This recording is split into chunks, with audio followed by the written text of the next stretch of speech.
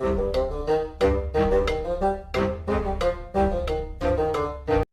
and welcome to the Critically Curious. Today we are back with our monthly podcast. Today's video is going to be a little bit of a different one. We're going to start a brand new series. This series is going to be about the 100 greatest games of all time. And my God, there are a lot of games to go for. We are going to be nominating 100 games that we think deserve to be in that top 20 list. Now, that's a lot of games to go through. It's going to be a few episodes, but to kick us off, of course, we do have some nominations from the community as well. Again, thank you, Gavin, for joining us in this podcast. I'm glad to have you. Yep, glad to be back as usual. How you been? Good? Yes. Other than trying to sort this out, we're all good. It's been interesting, isn't it? Yes. Okay, let's kick it off. Gavin is going to be our official note taker. He's going to be take a note of every single game that we nominate. And of course, we are going to kick off with the community votes. So up first, we've got an interesting one. My stepson's going to be very, very excited. It's going to be Hollow Knight. Hollow Knight has been nominated. Now, it's not one that I've personally played too much of before, but it is a new-ish, platformer, Souls kind of boss fight scenario game. So that's an interesting choice. Then we've got Skyrim. Skyrim is a classic. Yes. You played Skyrim, right? I played Skyrim. Oh, yes. Have you completed it? No, because I get too distracted. There's too much going on. We've also got Halo Reach that's been nominated, which is an interesting choice. Halo, I would have said yes, but Halo Reach has been nominated.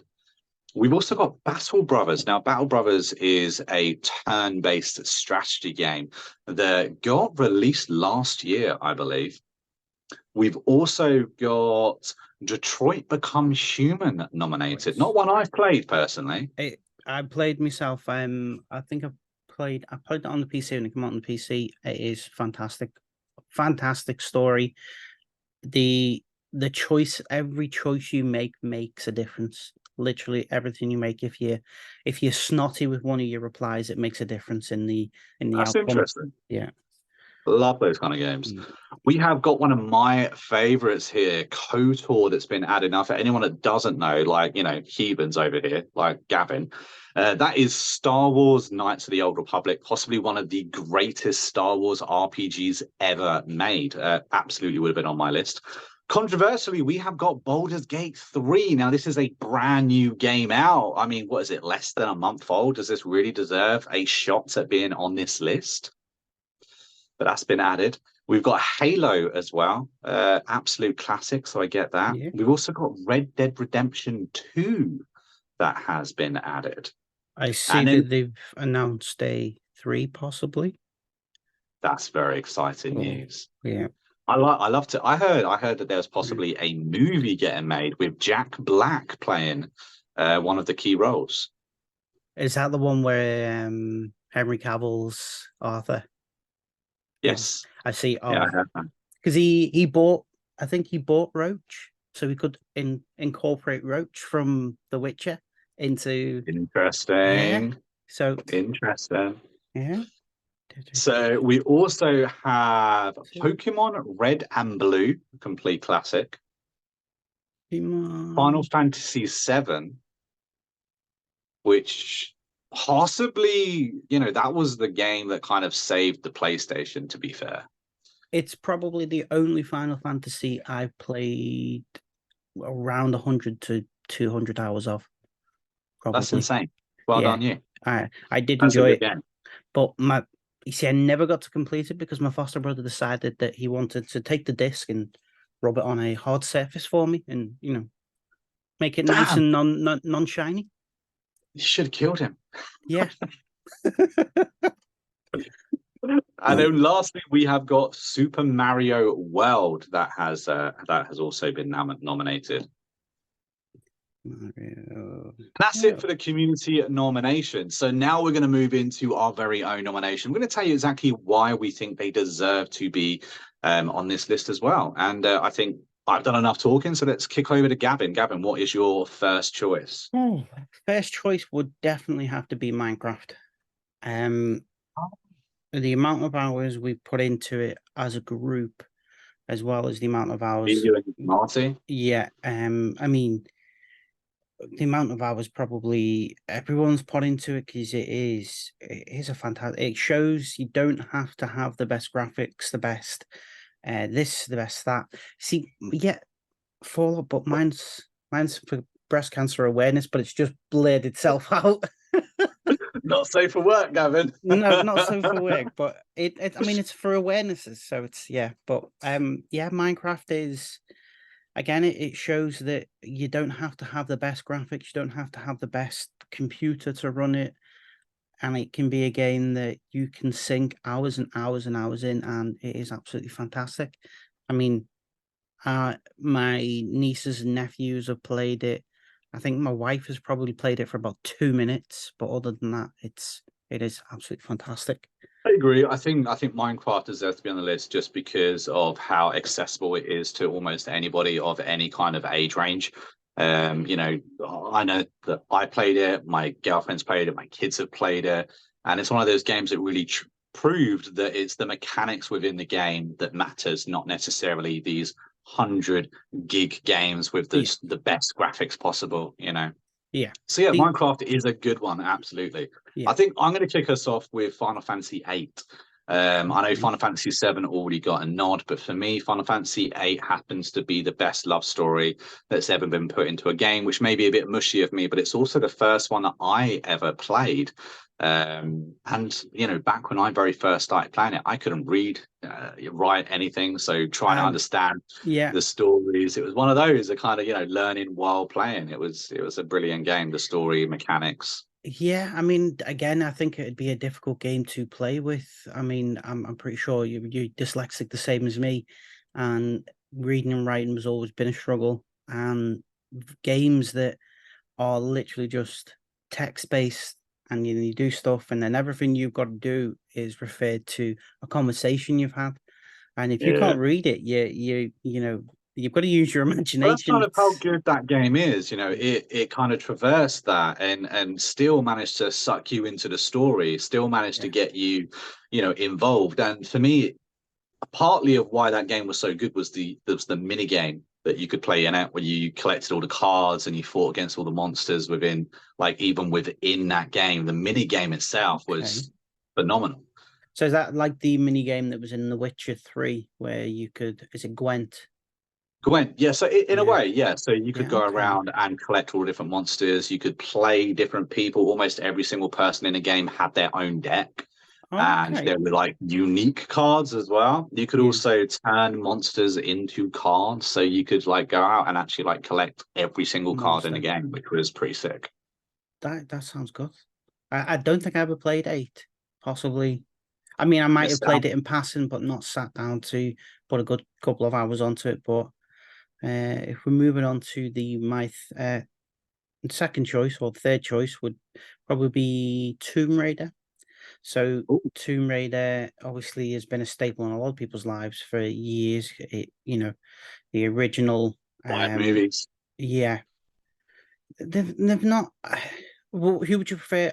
To be honest, I don't know the new girl's name, but I knew the original was Angelina Jolie. Who did you prefer, the Angelina Jolie I or the actually, so new I ones? do remember the Angelina Jolie Yeah, movies, and I know that a lot of people love them, and a lot of people hold, you know, true to those yeah, movies.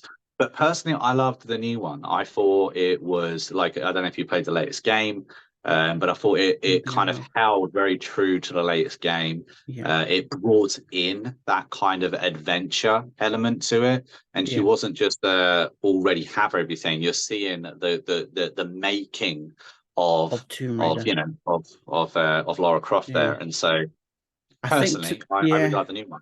I was going to say, I think the original with Angelina is probably more sex appeal. Angelina at her heyday, gorgeous, and I think the new one, like you're saying, focuses more on telling the story of the game, which is, Yeah, I mean, olden days, that's the thing. Sex sells, but now you get into video games and that, and things that people like, it will sell nowadays. Wow. I mean, with when it comes to the original Tomb Raider game, I mean, Yeah. who doesn't remember locking the butler in the fridge? You know, Fridge. it's one of I those don't think it's one of those anyone has not iconic done that. memories. Yeah. So yeah. Is that why the world's twisted and that? Because we all locked the butler in the we're all going to hell. That's it, definitely. When It we all could be get it. there, it's like because you locked the butler in the fridge. Okay, another one from me. This one's a little bit left field, and I'll be very impressed with anyone that actually remembers this game. So if you remember this game, let me know down in the comments. That is Legend of the Dragoon. Now, Legend of the Dragoon is a little known game that actually released on the PlayStation way back when. It released after Final Fantasy VII, however. And if it wasn't for the Final Fantasy VII, I think Legend of the Dragoon would have been a huge, huge game. But it's a JRPG that just got a little bit lost under what Final Fantasy kind of offered. And it offers very familiar things to Final Fantasy, great storytelling. Instead of making summons, you kind of turn into a dragon, which was really cool. And I just think that Okay. it's a game that kind of needs a little bit more recognition. I've never heard of it. Never played it, never heard of it. So one up on me. My next one would have to be the Need for Speed Underground series, so 1 and 2. You got to pick one. Yeah, okay. I'm not picking the Final Fantasy series. You've actually got to pick a game. So we'll go for 2 first. 2 was probably the first one I played out of both of them, but the customization of your vehicles, not everything's locked behind a paywall. There's not 600 DLCs just to get different cars. You mean it's before microtransactions? Yes. So Yeah. it's, what you got in the game is what you get. Not, you get the game and then say if you wanted a Toyota, so a Toyota Supra, or say you wanted a BM, you didn't have to make sure you had a season pass, or you had to make sure that you bought the car pack with it in. It was all there. Yeah. And I mean, them days were fantastic. It was always you sit down, play games. You got to play it and enjoy it, and not have to worry about Yeah. any No, of the absolutely. It's the a ins and very good out. game. But yeah, I think Need what I for liked Speed. about those sort of games was the fact that they were a two-player co-op, that Yeah, you could actually, like split screen that and go yeah, up against. So I used to play against my brother. I used to play against my sister. I played against my kids. It's one of those games that you can really get family involved, yeah. and split screens is a element of gaming that's kind of dying, isn't it? It's Yes. going kind of on the down part, but that's one of the reasons why I love games like that. And that leads me on to my nomination, which has to be Tekken 3. Tekken is one of those games, again, it's a split screen. It's family orientated, in my opinion. It's one of those games that are kind of almost iconic nowadays. We Yes. have Tekken, I want to say 8 releasing in 2024, and the fact that they've got 8 in the series kind of shows just how strong the game's Yeah. been throughout the years. I mean, I think it's a staple of video games. I mean, you look at old arcades and things like that, and there's always got to be a Tekken table in there, the Tekken game. But I mean, I went to Smith's Toys recently with my wife, and there was a Tekken game in there to play. Basically a couple buttons and that, but I could not for the life of me beat her because she was just way too many button Yeah. bashing. Whereas most people would sit there and be like, okay, we'll do the combo, we'll do this and I'll do that. But no, when you're versing someone who's literally just pressing every button at the same time, you don't win. Well, see, that's where you're wrong, because not a lot of people know this, but actually Tekken is in its base form a turn-based game. And so Okay. once you actually understand that, you can kind of beat almost anyone. That's why I'm so good, Gav. So That's like probably why I'm so bad at it then. the different moves have different frames that it will take in order to actually attack. So certain moves are like 3 frames, certain moves are like 2 frames, but then you've got moves that are just 1 frame. So So you want if a you character block, with one. yeah, so if you manage to block an attack, you can then use a 1 frame attack to kind of get in there and go for it. Okay, didn't know that. Learned something new, but yeah. Okie dokie. What's your pick? My next one would have to be Soul Reaver. Did you ever play that? No. I think we discussed this last time. So it's a game that I put a lot of hours in, but do you know when you put something in the back of your mind and it eventually just gets replaced by something else? When I was writing the list of games, I just remembered and had to search what it was called. But you're a guy, you're a vampire. You get betrayed by, I think, your clan, and you get sent to hell, and the devil gives Okay. you a second chance. And basically, you have to you basically just end up as a skeleton of a person who you used to be, and you've got to go basically kill everyone who you used to um uh be against. And your character was like this sort of vampire. You only got to see the top of his head, and then he had a mask on, and when he was doing his finishing move, he pulled the mask down and inhaled the enemy, sort of thing. So Interesting. yeah, Soul Reaver, fantastic game, but again, one of them that gets put to the back of your mind after so long of playing too many other games. I guess so. No, I've never heard of it, to be fair. I Well guess done. my vote has to be Fallout. I mean, I've been drinking out of the cup this Yeah. entire time. Well, you can see it. There we go. There we go. But Fallout 3 for me in particular, because I never played Fallout 1 and 2. I'm a bit gutted about that. I need to download them on the PC at some point. Yeah. But Fallout 3 was, a third person, first person RPG. You get to explore the world. You get to have fun. You get to really explore an open world, and it's one of Bethesda's greatest games. I know we've all already mentioned Skyrim, but for me, Fallout 3 just kind of it gives you everything you could have ever wanted.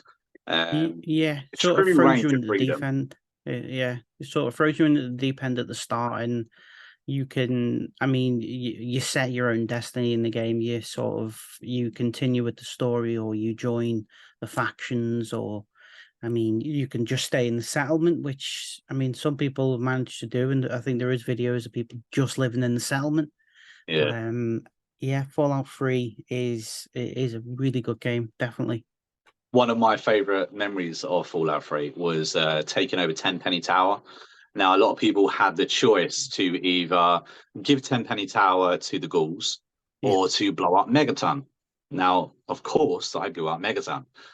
But what I figured out you could also do after that is kill every single NPC in Tenpenny Tower completely. That is, of course, Okay. after you drained every single like bottle cap you could get from all the shops. Yeah. But then you can just take it over.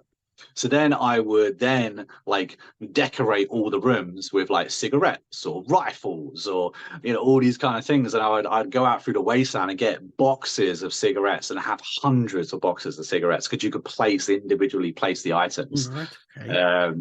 It was a lot of fun. Yeah. Just murder and cigarettes. Yeah. What we all love. What more could a teenager want? Exactly. Right. My next nomination would have to be Driver. Oh. Start with the first one, obviously. See, again, I put a lot of hours into it, but getting past the original start in the garage was just so difficult for my like kiddish brain. So I'd probably put 90% of playtime into the garage, just trying to get through the list of moves you've got to do. But Driver, yeah, definitely Driver. I agree. Driver is a really good game. I played it myself, growing up, and it was one of those Yeah. games that you didn't really care if you completed it. I certainly never completed the game. But it's one of those ones where you would just constantly redo the level. You'd fail, you'd redo, try and get a little bit better, maybe even, get a bit better than your friend, that kind of thing. And I mean, I love it so much. I even have a little statue upstairs of the little yellow car. I think Driver 3 is It's from. up from Driver 3, yeah. Yeah. And is that is it San Francisco with the I think it was the San Francisco. If I remember the video, the last podcast we did, you showed me the little statue. I think it is San Francisco. But Driver 3 was the first one that you're able to get out of the car, if I'm correct. Yeah, I think so. Yeah. Yeah. I mean, I again put hours into that. That was absolutely fantastic. Okie dokie. My next choice is getting difficult, isn't it? With the games and remembering what's already been slotted in and what hasn't and that. Now I have to pick for me Empire of Sin. It's a controversial choice because, firstly, it did not perform very well at all. It is no longer supported either. And I think that there's a real niche that actually got invested in that game. But it allows you to dive into the mafia theme. It allows you to take control of that turn-based aspect. Plus, I've even got my own name in the credits, so I have to give it a shout out, right? Yeah, you've got to. I mean, if you've got names in the credits, you've got to shout it out. Otherwise, no one's going to sit. And then you're going to get people to play it. And then there he is. There he is. There's James. He's there. He's there. He's helped.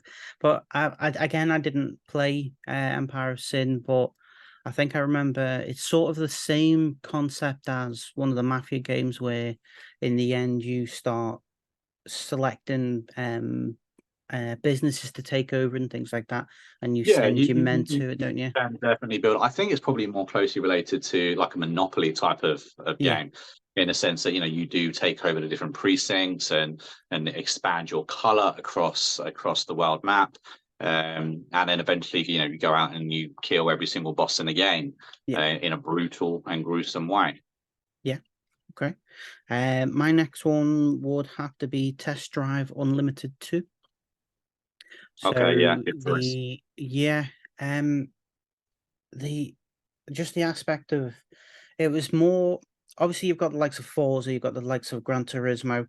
Gran Turismo is more focused on drivers and more focused on getting everything right in the physics and everything like that. Whereas Forza is more of the extreme, doing 300-mile-an-hour down a road to go through a stop sign or a speed camera.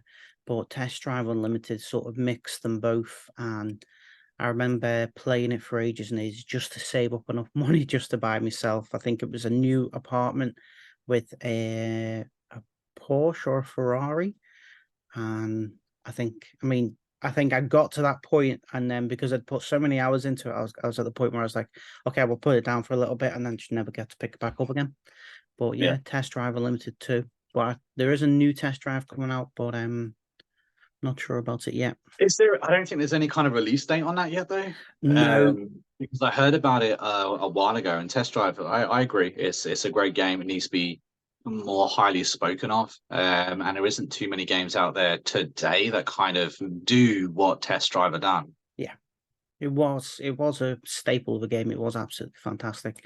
To be honest, I never got to play one, but I did get 2, and I did put quite a few hours into 2. But yeah. So my next vote has got to be Crusader Kings 3.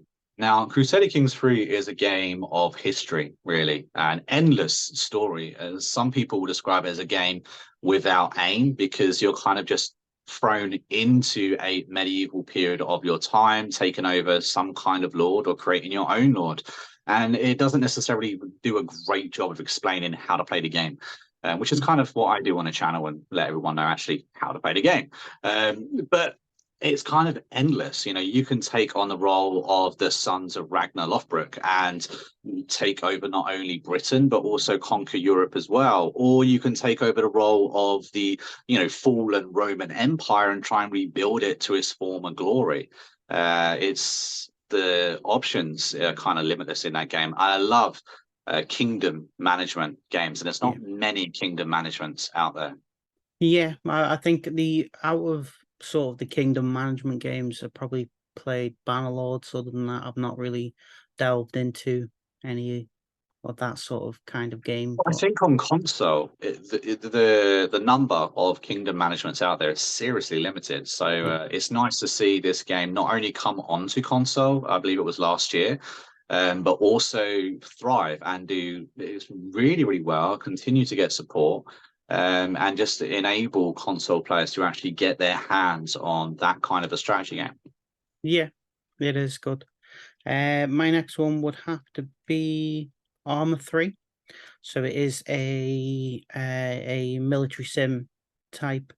Obviously there is others in the series, but Arma 3 was my first. I even with Marty, I probably put about 300 to 400 hours in, which compared to a lot of people's not a lot, but for me it is. But the aspect of being sort of true to the military and true to the simulation type. It was absolutely fantastic. I mean, that's where Daisy originated from, a Armor mod from a few years ago, and then it became its own game. But yeah, definitely Armor 3 has to be on the list.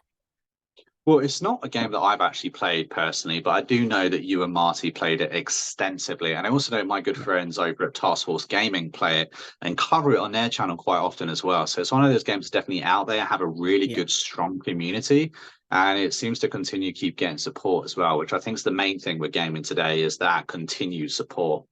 Yeah, I mean, there's tons of DLCs for it. There's tons of features that they've added, and I mean the servers of. I mean, from the last time I played it, I knew there was a server called Australia, and it was literally just of the Australian map, and you got to do missions and everything around the Australian map. But you know, obviously the size of it. I mean, I think it was originally one of the largest maps in games up until a certain point. Obviously, we may have games which are a lot larger, like No Man's Sky, for instance. That is huge. But yeah, Armor 3 has to be definitely on the top Fair enough. 10 list, definitely.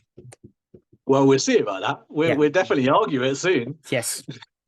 So my next vote has to be Divinity Original Sin 2. It's a game that I've played not enough time in, to be fair, but I have certainly put enough hours in to know what it's about and to appreciate it for what it is. Now, you know, we've already had the community nominate Baldur's Gate 3, which, in my opinion, after putting in 45 hours so far into that game, I can say that if there's any game that would possibly beat Divinity in the category that it is, that being, you know, a fantasy-driven RPG turn-based with deep D&D mechanics, then Baldur's Gate 3 would be close up there. But Divinity is a huge game with so many elements and features to think about. It's kind of mind-boggling because you can't think of everything all at once. And so there's a huge strategy involved there. Yeah. Again, I have not had a chance to play it, but I think your part A is like turn-based and that type of game, but it is they are fantastic. The amount of things you can do in the games are amazing. But my next one would have to be Scum on the PC. Now it is still in early access. They have been updating it. They are carrying on with support for it. It is a open world zombie survival where you have to manage literally every aspect of your character, from temperature down to if you're getting enough calcium, if you're getting enough vitamin B, if you're getting enough meat in your diet, sugars, things like that. And the amount you carry, say if you've been injured, say if you've hurt your leg, if you're carrying more weight, your character's going to be affected from it. But not only that, you've got to survive, you've got to cook, you've got to the lists are endless. You've literally got to create a base. You've got to survive other players if you're playing online. And a lot of other players can be ruthless. But yeah, the amount that's gone into that game, and it's still in only early access, is absolutely fantastic. That's kind of cool to hear. I think that my next nomination has to be Ark. It is a survival game for anyone that hasn't played it so far. It's available on pretty much anything. It's available on Xbox, PlayStation, PC. It's a phenomenal game. And it's a game that you can either play one or two ways. You can play PvE, in which case, you know, you're on the same server as lots of other people, just fighting the dinosaurs, trying to do the boss fights and ascend and that kind of thing. You can play single player, which I think is really, really interesting choice because it's difficult if you play single player sometimes, but the story is very, very unique. The game actually offers that. When you play single player, you know, you go around collecting little notes and you can find out different parts of the story. And then you've got the big tribes, the PvP tribes, where you're actually playing against 100 other players, all trying to be, you know, the alpha of the server. While, of course, breeding up your dinosaurs and building your bases. The builder mechanics alone in that game are phenomenal, almost second to none. Yeah, I have played quite a lot of Ark, but again, mainly PvE and single player, and absolutely fantastic game.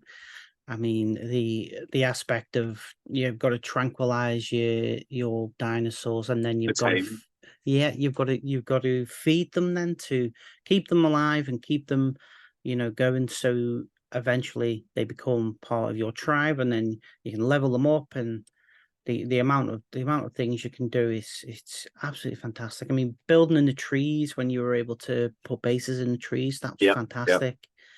You can do it in Um, cliffs now as well. There's cliff platforms, so you can kind of like attach it to the side of a cliff and build up right, from there as well. Like seriously, some of the castles that people have created in like PvE and single player are just absolutely out amazing. of this world, and they have so much time in it. It's kind of crazy. Yeah, definitely. So something that people don't know is that Gavin is actually going to be joining us in our latest tribe when Ark Survival Ascended drops in just 40 days' time.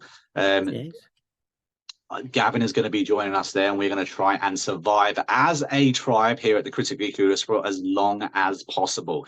So, of About course, 5 minutes. if you guys are interested in joining our tribe or just want to see Gavin squill, because that's probably going to happen, Yes, then let us know down in the comments. Join the Discord. Let us know you want to be a part of our tribe. But guys, we're going to have to end this video here as we are approaching the end of this episode. But in the next episode, we will pick up from exactly where we left off, continuing to grow our 100 nominations for the greatest game of all time. definitely. And that is Gavin's send off. So Yes. until next time, I've Short been a and month. sweet. We're going to do this, and I'll see you in the next episode real soon. See you soon. Take it easy. Happy gaming.